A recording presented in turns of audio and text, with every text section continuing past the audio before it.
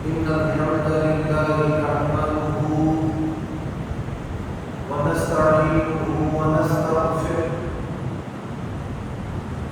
ونعوذ بالله من شرور أنفسنا ومن سيئات أعمالنا من يهده الله فلا مضل له ومن يضلل فلا هادي له وأشهد أن لا إله إلا الله وحده لا شريك له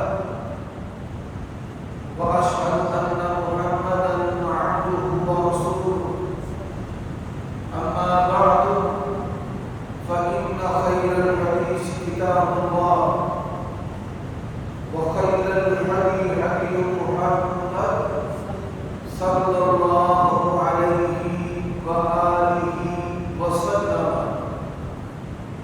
وشر الأمور محدثاتها وكل محدثة بدعة وكل بدعة ضلالة وكل ضلالة في النار.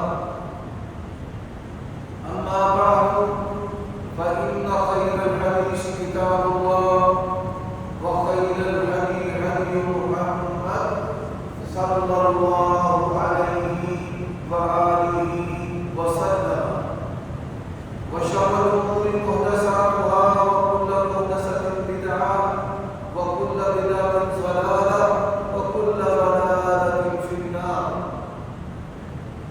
أعوذ بالله السميع العليم من الشيطان الرجيم من همزه ونفخه ونفسه. واعلموا أن فيكم رسول الله لو يطيعكم في كثير من الأمر لعنتم ولكن الله حبب إليكم الإيمان وزينه في قلوبكم وكره إليكم الكفر والفسوق والعصيان أولئك هم الراشدون.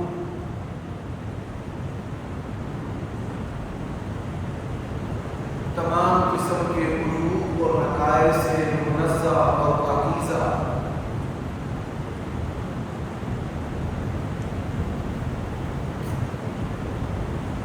تعریفات، بزرگی، بڑائی اللہ تبارک و تعالی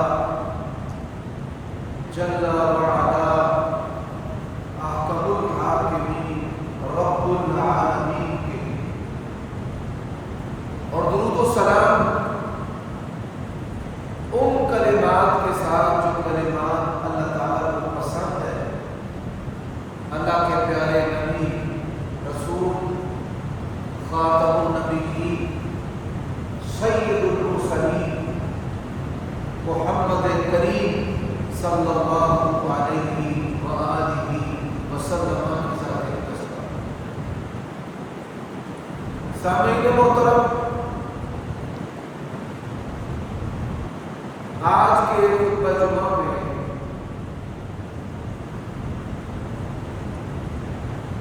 گزشتہ جو موضوع ہے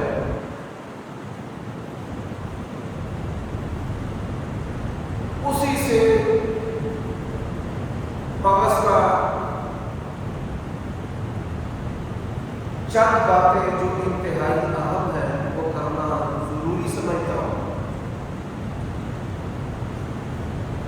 نبی کریم صلی اللہ علیہ وآلہ وسلم نے اپنے بعض صحابہ کو یہ بتایا کہ میرے بعد علی منہاج نبوت، نبوت کے رول ماڈل پر، طرز اور نمونے پر 30 سال خلافت ہوئی. اس حدیث کو بیان کرنے والے حضرت سفینہ رضی اللہ تعالی عنہ، انہوں نے 30 سال خلافت راشدہ کے سال ابو بکر صدیق رضی اللہ تعالی عنہ، 10 سال عمر بن خطاب رضی اللہ تعالی عنہ، 12 سال عثمان بن عفان رضی اللہ تعالی عنہ، اور 6 سال علی بن ابی طالب رضی اللہ تعالی عنہ۔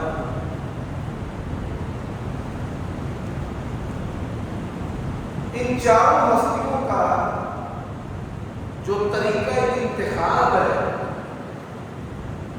آج کے خطبہ جمعہ میں اس پر بات کرنا چاہتا ہوں۔ لوگوں کی اکثریت کو نہیں پتا کہ یہ خلیفہ کیسے بنے، کن لوگوں نے ان کو خلیفہ بنایا، اور بڑی ساری غلط فہمیاں تاریخ کے نام پر نسل در نسل چل رہی ہے، یا سینہ بسینہ کہ ہمارے استاد نے ایسے کہا، اور باپ نے ایسے کہا، اور پروفیسر نے ایسے کہا، اور وہ ایسے خطرناک نظریات ہیں کہ جن کے ساتھ انسان کا ایمان ہی جاتا رہے۔ تو سب سے پہلے بات کرتے ہیں ابو بکر صدیق رضی اللہ تعالی عنہ، ان کے بارے میں۔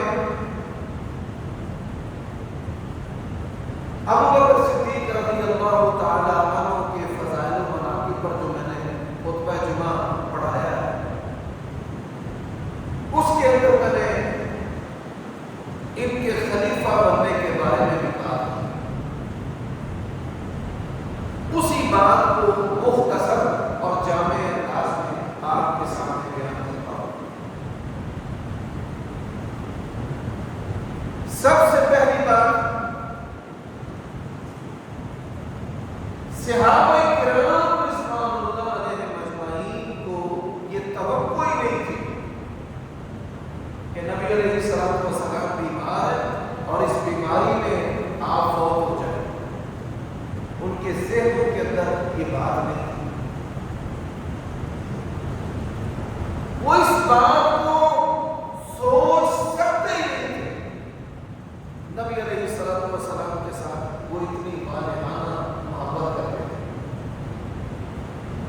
اچانک بیماری کے دوران سوال کے دن نبی کریم صلی اللہ علیہ وآلہ وسلم فوت ہو گئے، اور آپ صلی اللہ علیہ وآلہ وسلم کی جو موت ہے، صحابہ کرام سمیت پوری امت مسلمہ کے لیے سب سے بڑی مصیبت۔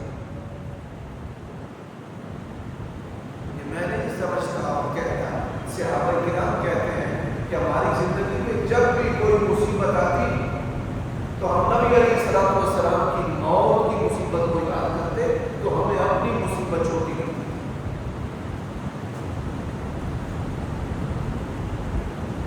تو آپ صلی اللہ علیہ وآلہ وسلم کے بعد امت کی قیادت کون کرے گا؟ اب جو انصاری تھے، والذین آووا ونصروا، جنہوں نے جگہ دی، مہاجرین کو آباد کیا، اپنے گھر دیے، اپنی بیٹیاں دی، اپنے کاروبار دیے، اپنا شہر اپنے سے بڑھ کر ان کے لیے کھول کے رکھ دیا، اور ان کی مدد کرنے کا حق ادا کر دیا،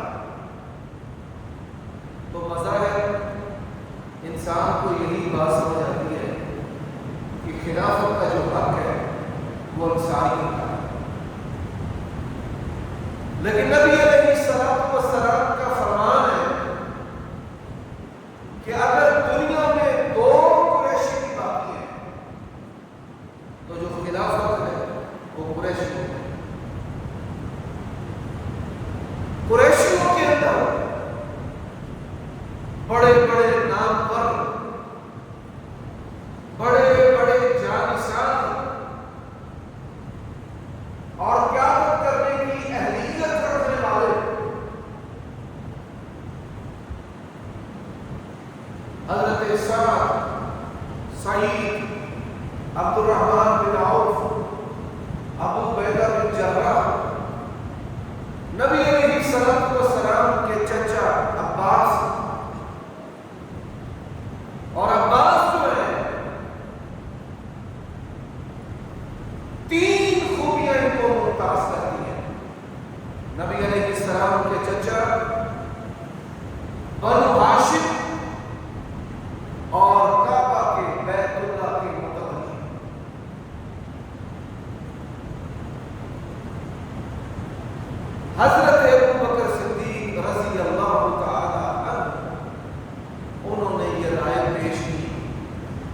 کہ عمر بن خطاب رضی اللہ تعالیٰ عنہ کو خلیفہ بنایا۔ حضرت ابو بکر اپنے سے بڑھ کر قائدانہ صلاحیتوں کے مالک عمر بن خطاب کو سمجھتے تھے۔ حضرت عمر بن خطاب رضی اللہ تعالیٰ عنہ نے کہا انظروا من احبنا الى رسول اللہ صلی اللہ علیہ وسلم فبايعوه، یہ دیکھو ہم سب میں سے بڑھ کر نبی علیہ السلام کا محبوب کون ہے،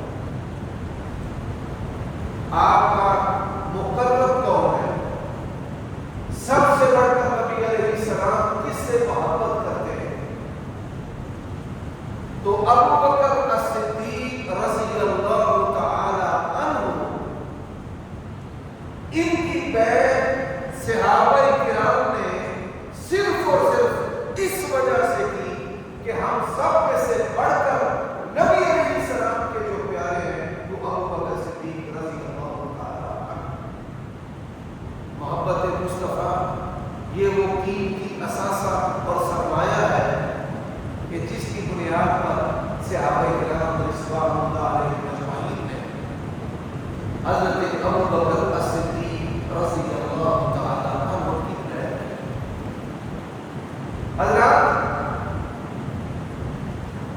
اور یہ جو طریقہ انتخاب ہے انتہائی خوبصورت، نہ جھگڑا ہے اور نہ ہی کوئی قتل اور نہ ہی کوئی جتھا گردی اور الائنس اور پارٹی، صرف اس بنیاد پر کہ نبی علیہ السلام سب سے بڑھ کر ابو بکر الصدیق رضی اللہ تعالی عنہ سے محبت۔ حضرت ابو بکر صدیق رضی اللہ تعالی عنہ 2 سال خلیفہ ہے، بیمار ہوئے، جسم کی ٹوٹ پھوٹ نے، بیماری نے ان کو یہ احساس دلایا کہ آپ دنیا سے جانے والے ہیں۔ انہوں نے صحابہ کرام کو جمع کیا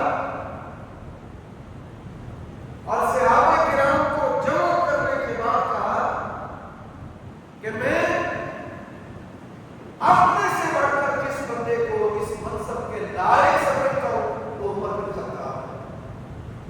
آپ اندازہ کریں ان کی عزت و انکساری اور ان کی توازن کہ خلیفہ ہونے کے باوجود نبی علیہ السلام اور تمام صحابہ کرام کے محبوب ہونے کے باوجود کیا کہہ رہے ہیں کہ میں تو عمر کو اپنے سے بڑھ کر سمجھتا ہوں، اور اگر میں دنیا سے چلا گیا تو میرے بعد عمر بن خطاب رضی اللہ تعالی عنہ کو اپنا امیر بنا لیں۔ تو حضرت ابو بکر صدیق رضی اللہ تعالی عنہ نے اپنی زندگی کے اندر اپنی بیماری میں عمر بن خطاب رضی اللہ تعالی عنہ کو نامزد۔ یہاں پر ایک بڑی پیاری اور بڑی میٹھی بات، حضرت ابو بکر صدیق رضی اللہ تعالی عنہ کے خصائص میں سے، یعنی وہ خوبیاں جو صرف حضرت ابو بکر کو ملی اور کسی کو نہیں ملی، ان میں سے یہ خوبی کہ حضرت ابو بکر صدیق رضی اللہ تعالی عنہ کو خلیفۃ الرسول کہا جاتا تھا۔ یہ خلیفۃ الرسول کا وصف یہ اور کسی کے نصیبے میں نہیں آیا۔ عمر بن خطاب رضی اللہ تعالی عنہ جب خلیفہ بنے تو یہ سوال پیدا ہوا کہ عمر بن خطاب رضی اللہ تعالی عنہ کو کیا لکھا جائے، کیسے پکارا جائے۔ اب نبی علیہ السلام کے فوراً بعد تو ابو بکر خلیفہ بنے، تو خلیفہ الرسول اس لحاظ سے عمر بن خطاب تو نہیں بنتے۔ ایک رائے تھی کہ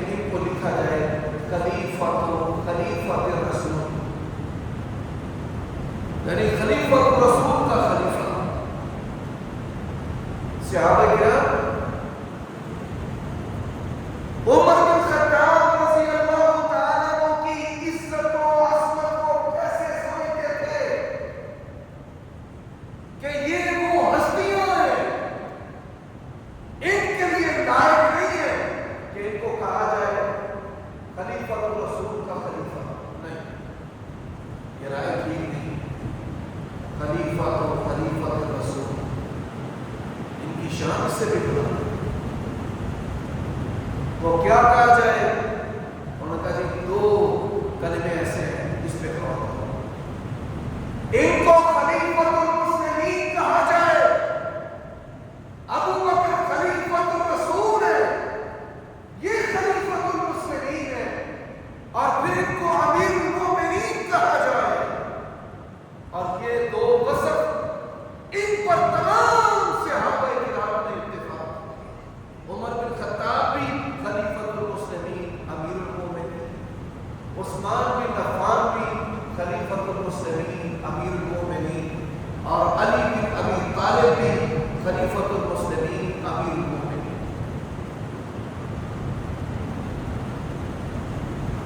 اب آپ سنیے، نبی صلی اللہ علیہ وآلہ وسلم کے ایسے فرامین ہیں کہ جن فرامین کے اندر اشارے موجود تھے، علم و حکمت کے موتی تھے کہ اللہ تبارک و تعالیٰ خلافت کی ذمہ داریاں عمر بن خطاب کو، عثمان بن عفان کو دے گا،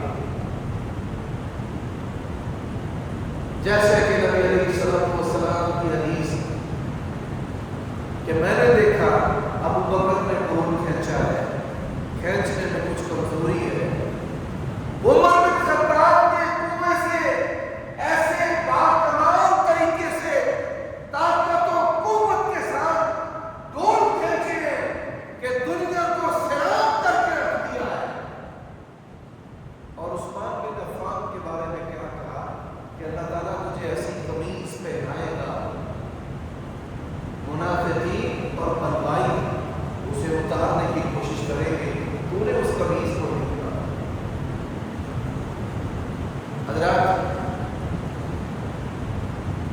حضرت عمر بن خطاب رضی اللہ تعالی عنہ، اللہ تعالیٰ نے سیاست کے اندر ان سے ایسے تجدیدی کام لیے جو رہتی دنیا کے لیے، لوگوں کے لیے نمونہ اور مشعل راہ ہے۔ میں ایک مثال دیتا ہوں، ہماری جو عورتیں ہیں وہ گھر کے مشقت والے کام کرتی ہیں، کھانے پکانا، برتن دھونا، بچوں کو سنبھالنا، اپنے خاندان کی تسکین کے لیے ان کے قریب جانا، بظاہر اور صرف بظاہر نہیں، حقیقت کے اندر ہمارے گھروں کے اندر جو خواتین کی زندگی ہے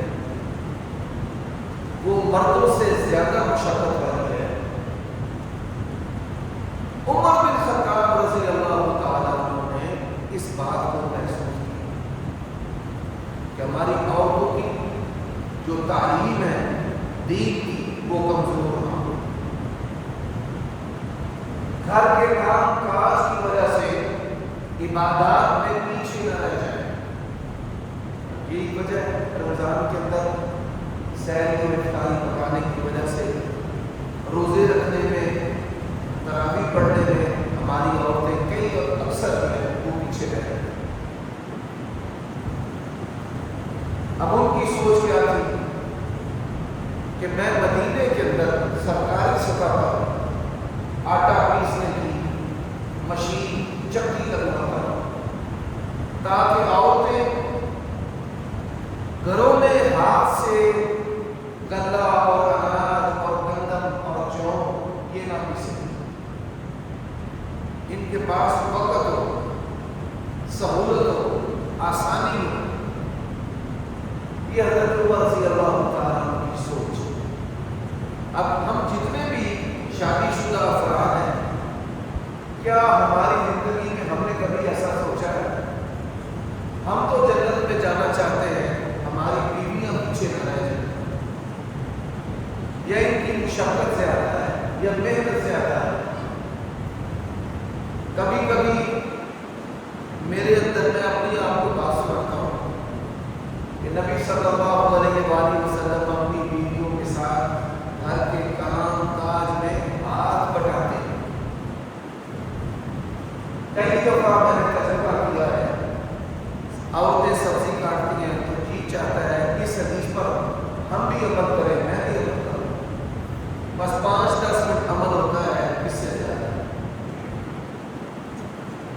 بھائی ہمت ہے.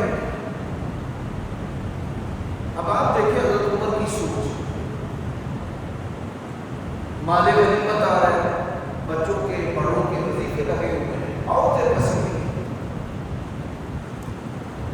بندوں کی تنخواہیں, ان کے وظیفے ہیں, بچوں کے وظیفے ہیں. ہماری جو عورتیں ہیں وہ گھروں میں مشقت کی زندگی میں, اور سب سے بڑی مشقت کیا ہے؟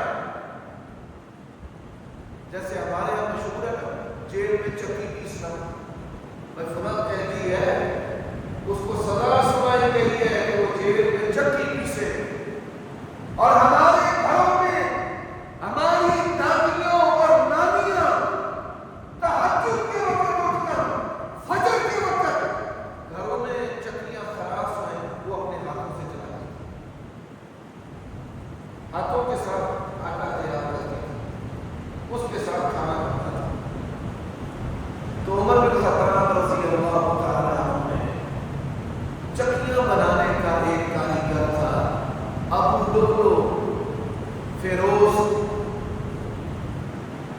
اسے کہا کہ ایک بڑی چکی بنا جس سے اہل مدینہ کے گھرانے جو ہیں یہ وہاں سے آٹا پسوائیں اور ان کی عورتوں کی یہ مشقت ختم ہو جائے. اس نے کہا ایسی چکی بناؤں گا دنیا یاد کرے. اب یہاں پر حضرت عمر رضی اللہ تعالیٰ عنہ کی بصیرت میں سنانا چاہتا ہوں. اللہ کے نبی علیہ السلام نے فرمایا میری امت کی ہلاکت لونڈیوں کی نسل سے. اب اس حدیث کا مطلب و معنی عمر بن خطاب رضی اللہ تعالیٰ عنہ کیا سمجھتے تھے کہ ہم نے ان کے باپوں کو مارا ہے, بھائیوں کو مارا ہے. ایسی عورتوں کو اپنی بیویاں نہ بناؤ اور اپنی زندگی کا حصہ نہ بناؤ. غلاموں کو مدینہ سے نکال دو. یہ مدینہ کیپٹل ہے رسول اللہ کا, اور ان غلاموں کو نکالو. یہ ہماری زندگی کے راز دشمنوں کا پہنچا. اہل کتاب کی عورتوں سے نکاح نہ کرو. حضرت عمر رضی اللہ تعالیٰ عنہ کی یہ جو پابندیاں ہیں یہ بصیرت پر مبنی ہیں.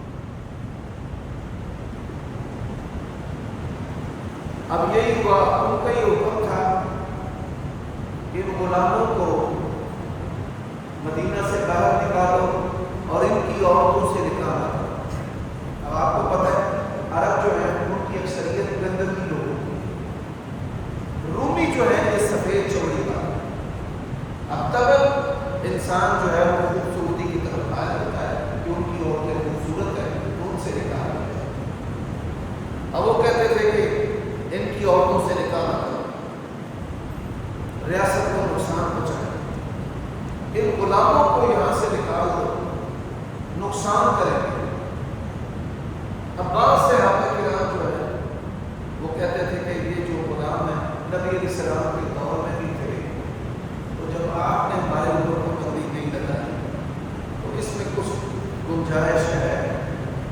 حضرت عمر بھی سختی نہیں کرتے تھے, لیکن بات ان کی علم و حکمت اور وہ اتنے تناؤ تھے. آج ہماری حکومتوں نے, مسلمان حکمرانوں نے ٹیکنوکریٹس رکھے ہوئے ہیں. یہ جی معیشت کے ماہر ہیں, یہ معیشت کے تھنک ٹینک ہیں,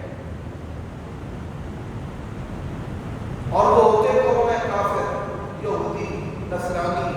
ملک ہمارا ہے, وسائل ہمارے ہیں, اور ان کی قیمتیں کفار مقرر کرتے ہیں.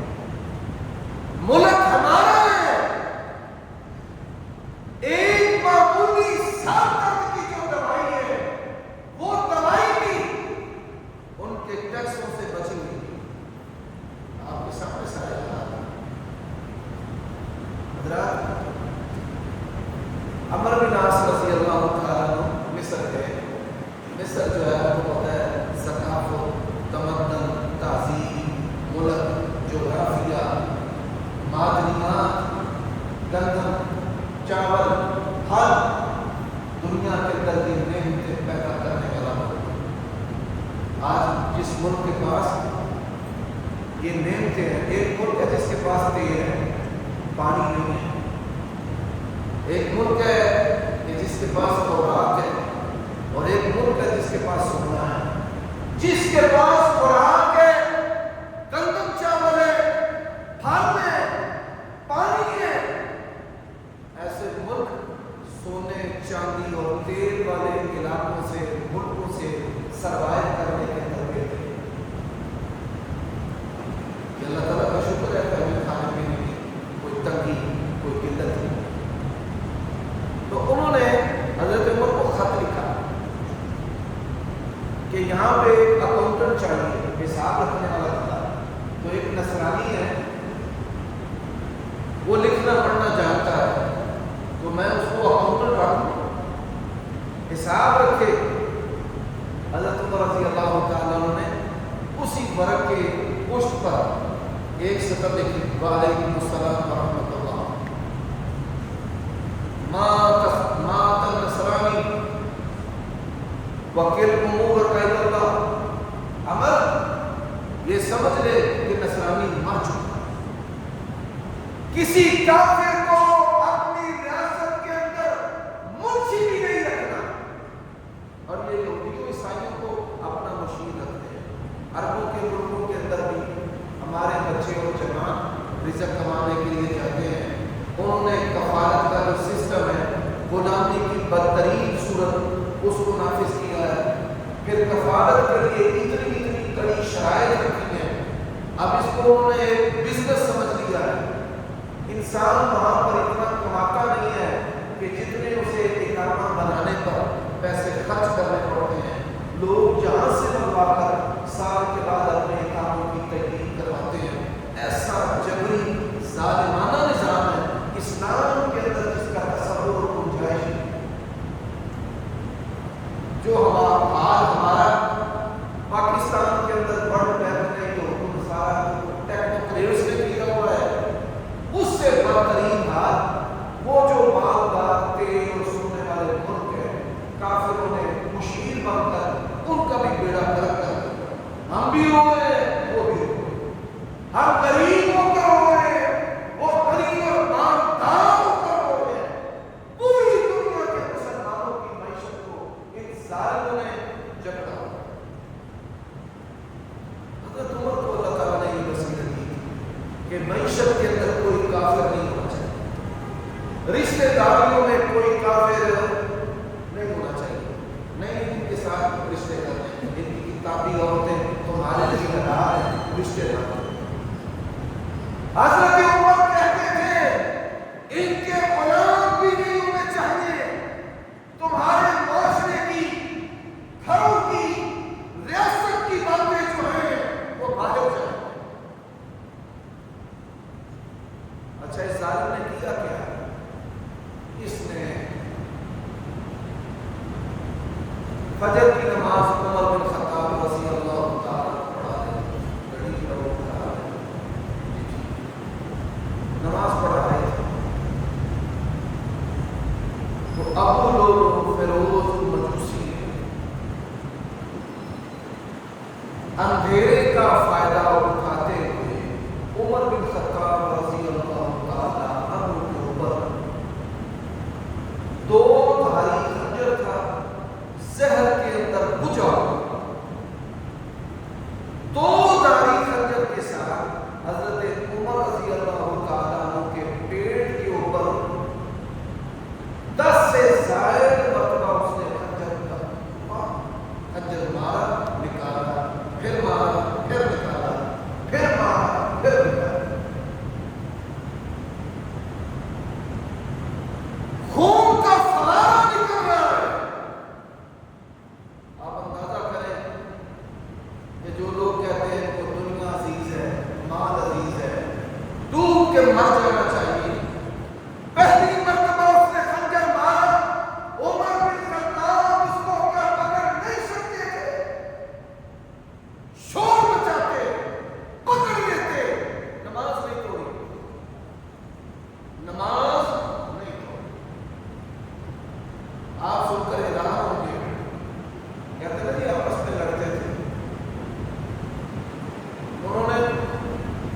کو چھوڑ دیا، علی کو چھوڑ دیا۔ اللہ کی قسم یہ بہتان عظیم ہے۔ انما يحب الذين يقاتلون في سبيله صفا كأنهم بنيان مرصوص۔ جب حضرت عمر مصلی پر گر گئے نا، اس نے تسلی کی کہ زندہ میں بچ جائے۔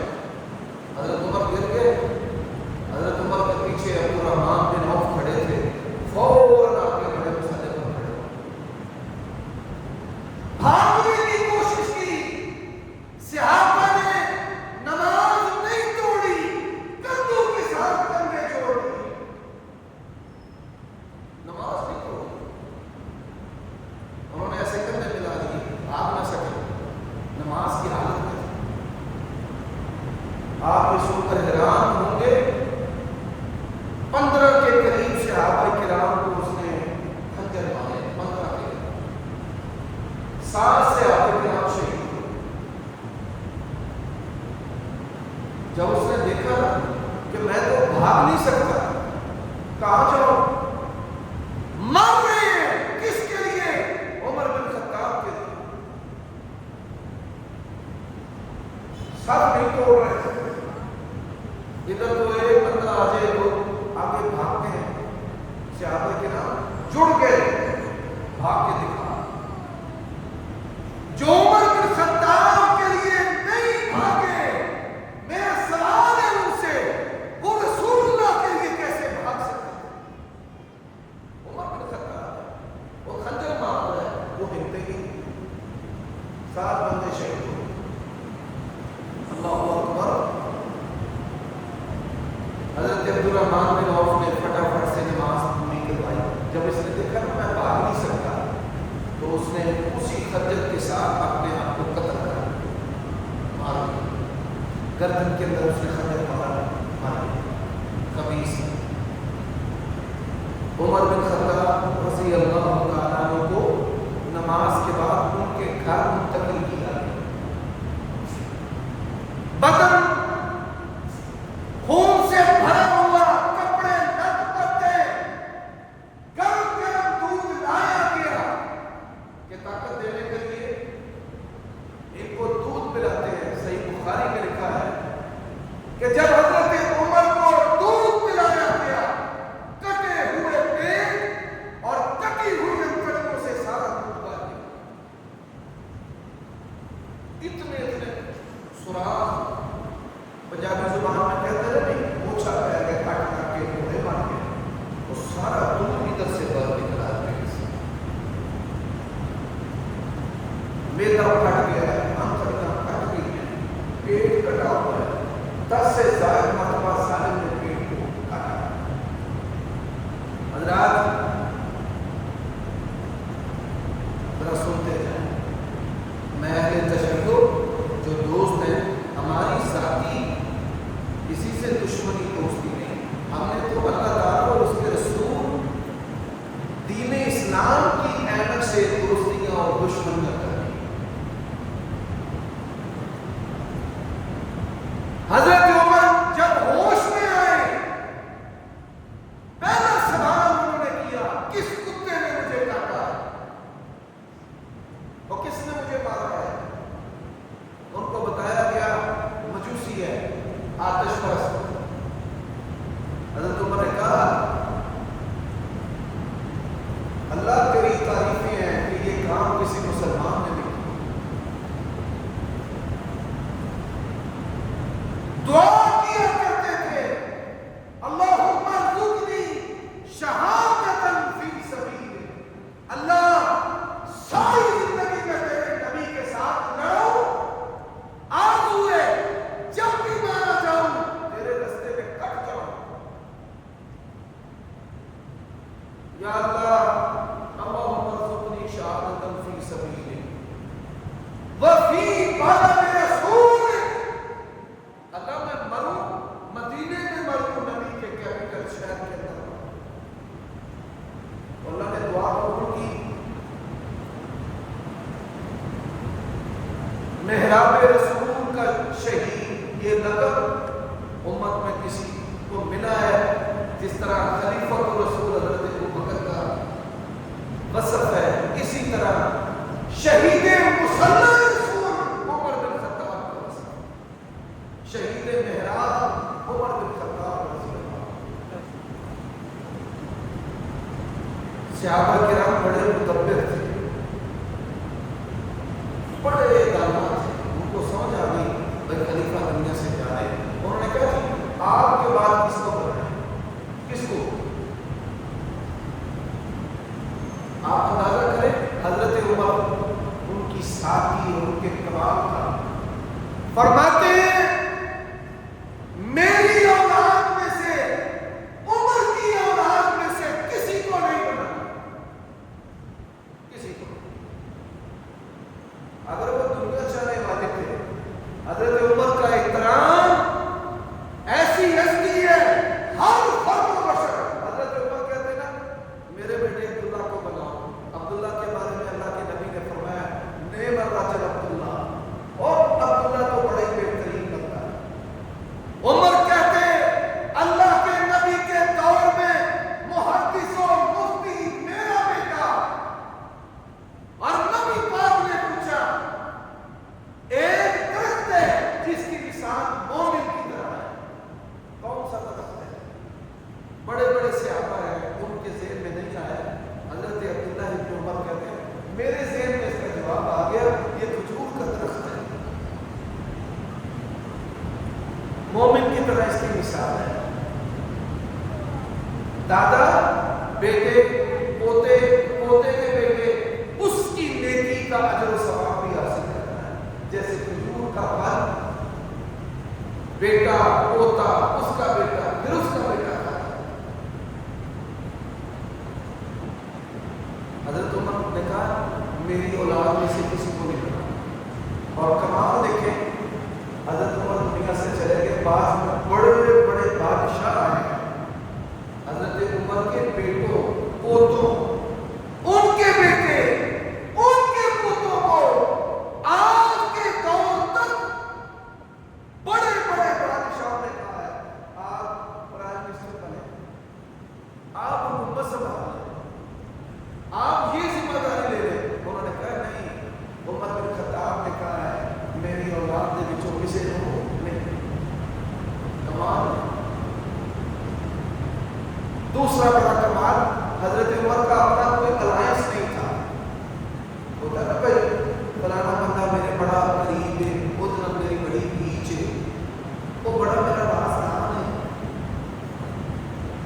یہاں پر کیا ہے، بے زیر گھٹو گئی ہے، زرداری کے آگے وصیت بن گئی، زرداری کے بعد بڑی معذرت سے میں کسی پیپلز پارٹی والے بندے کا دل نہیں کھانا چاہتا۔ اب لوگوں کو بیوقوف بنانے کے لیے وہ سرکاری ہے نسب کے لحاظ سے۔ اللہ کی شریعت میں انسانوں میں کافروں میں بھی نسب کام کا ہوتا ہے، انہوں نے لوگوں کو بیوقوف بنانے کے لیے اس کا نام کیا رکھ دیا ہے، بلاول بھٹو زرداری۔ بھائی نسل در نسل ہماری غلامی کرتے ہیں، تم احمق ترین لوگ۔ حضرت عمر بن خطاب رضی اللہ تعالیٰ عنہ نے کسی ایک بندے کا نام نہیں لیا فلاں کو بنا لینا، انہوں نے 6 بندوں کے نام کہا اللہ کے نبی نے اپنی زندگی میں جن بندوں کو جنت کی بشارت دی، اور میں ان میں 6 زندہ ہیں، ان 6 میں